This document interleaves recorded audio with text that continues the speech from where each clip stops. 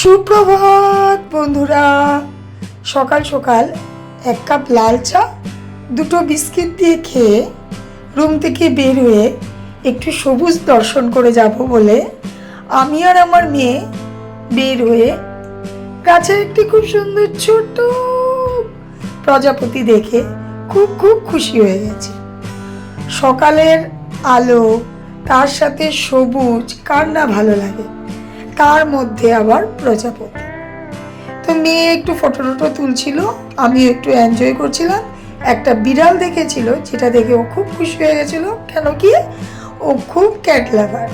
তারপরেই আজকে একটু অন্যরকম ব্রেকফাস্ট করব বলে আমি আগের দিন রাতেই ভিজিয়ে রেখেছিলাম 2 কাপ মতো চাউল।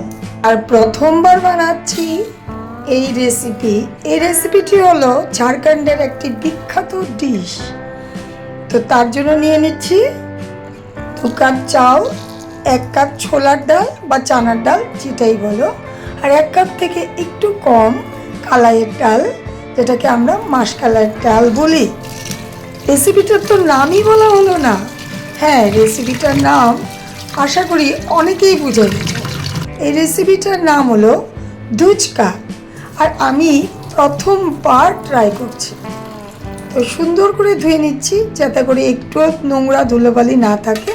তারপর রাতভর এটা ভিজে থাকবে বলে ঢেকে রাখলাম। আর তার সঙ্গে কি খাবো? তার সঙ্গে কিছুটা চানা, যেটাকে আমরা ছোট চানা বলি, ভিজিয়ে রেখেছিলাম। তো পরদিন সকালেই ব্রেকফাস্ট বানাতে এসে দেখছো তো কত সুন্দর করে ভিজে ফুলে ফুলে উঠেছে। তারপর আমি একটি মিক্সিং জারে 2 কাঁচা লঙ্কা, 4-5 কোয়া রসুন আর একটু করে আদা, তোমরা যার যার স্বাদ অনুসারে দিতেই পারো। আর আমি কিন্তু একবারের মিক্সিং জারে এই সমস্ত আদা, রসুন আর কাঁচা লঙ্কাটা নিয়েছি, তারপর কিন্তু আর নিব না। তো পেস্টটা দেখো টেক্সচারটা কেমন হয়েছে, একদম সফট একটা টেক্সচার হয়েছে। তারপর আমি প্রতিবার বাকি যে মিশ্রণটা ছিল চাউল আর ডাল, 2 রকমের ডাল দিয়ে একটু জল সামান্য দিয়েই কিন্তু আমি আবার পেস্টটা করে নিচ্ছি। এবার আর কাঁচা লঙ্কা, আদা, রসুনটা নিলাম না, একবারেই আমি কোয়ান্টিটিটা বুঝেই নিয়ে নিয়েছিলাম। এখন জাস্ট সবগুলো করে করে মিলিয়ে দেব।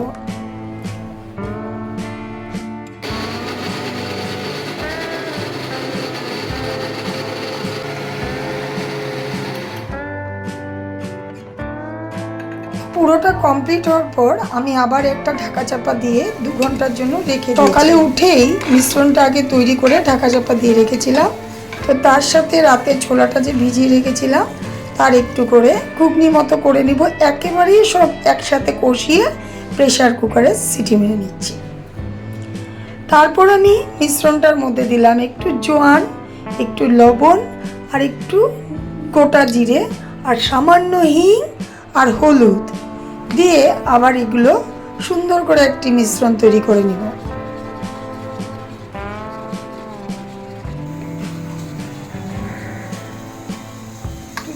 যখন পেস্টটা করছিলাম তখন আমার মনে হচ্ছিল একটু জল লাগবে, তাই সামান্য জল দিয়ে আমার থিকনেসটা দেখে নাও কেমন করে আমি করেছি।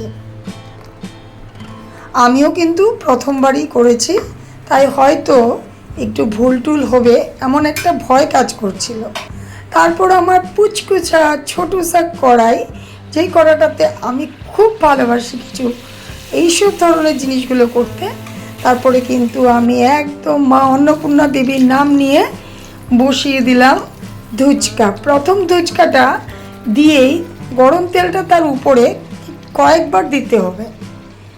দেখো কি টোপা টোপা হয়ে একদম ফুলে উঠেছে, দেখতে মনে হচ্ছে পুরো কচুরি। যেটা আমার ছেলে দেখে ভেবেছিল আমি কচুরি বানাচ্ছি, কিন্তু ছেলে তো জানে না যে আমি ঝাড়খণ্ডের ডিশ বানাচ্ছিলাম। কেন কি ছেলে এই সাউথ ইন্ডিয়ান, ঝাড়খণ্ড এই সমস্ত জায়গার ডিশগুলো খুব একটা তার পছন্দ নয়। একে একে আমি প্রত্যেকটা ধুচকা তৈরি করে নিচ্ছি। আর খুব সুন্দর করে ইজিলি প্রত্যেকটা ধুচকা রেডি হচ্ছিল। আর একদম দেখেছো তো, একদম বেলুনের মতন হয়ে ফুলে ফুলে উঠছিল। খুব ভালো লাগছিল বানাতে, একটু কষ্ট হয়নি কিন্তু। যেমন আমি ভয় পেয়েছিলাম তার কিছুই ছিল না। আর এটা ঘুগনি বলো, তরকারি বলো, যেটাই বলো, এটাও কিন্তু আমার রেডি হয়ে গেছিলো চাট মশলা আর ধনেপাতা দিয়ে। ওটাও আমি নামিয়ে নিলাম। জল বেশি হয়ে গেছে মা। দেখো একে একে প্রতিটা ধুচকায় খুব সুন্দর করে উঠছিল। আর বন্ধুরা বিশ্বাস করো, এত টেস্টি হয়েছিল, এত ইয়াম্মি হয়েছিল, আমাদের ঘরে প্রত্যেকে খুব আনন্দের সহিত খেয়েছিল। দেখো ভিতরটা একদম সফট জালিদার হয়েছিল। আমি বলবো যারা যারা আমার এই ভিডিওটা দেখেছো, এই রেসিপিটা দেখেছো, তারা প্রত্যেকে একবার বানিয়ে খেয়ে দেখো। সবাই খুব আনন্দের সহিত খাবে। যদি ভালো লাগে রেসিপিটি, একটি লাইক করতে ভুল করো না।